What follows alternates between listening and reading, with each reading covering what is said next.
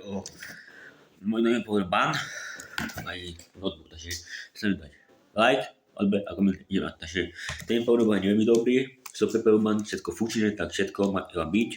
Veľmi dobrý powerbank, trochu tam je pokazený, lebo to, jak som dal nabíjačku nabiť, sa toto, čo nabíjačka sa pokazilo, vieš, jak si sa horila sa nabíjačka, no.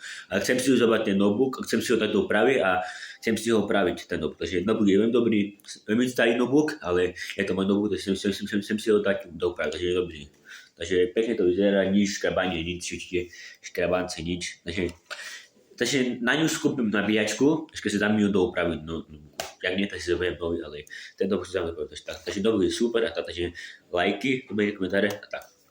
Powerbank je super, powerbank je tlakový, powerbank všetko ide funkčné, dobre, veľmi dobrý, super, to sa pušťava, vidíte, veľmi dobrý powerbank, som kúpil powerbank, mám ich dve, lebo som kúpil dve, takže som si kúpil nový, takže je to powerbank a tak. To je powerbanka, to som kúpil do Svinika, tak.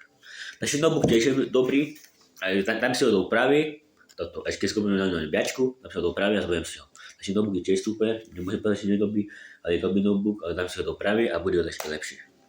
Takže vám ako vyzerá. Čo si myslíte? Sa mi upraví či nie? Napríklad komentár, že sa mi upraví. Ten notebook si zoberiem, komentujem na nabíjačku a si ho ešte upravím.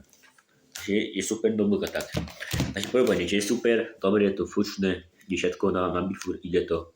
Veľmi dobrý, pekný, som kúpil zo Skýk, takže nezabudnite na lajky, odbery a komentáre. Čiže to končím, robím ešte iné videá.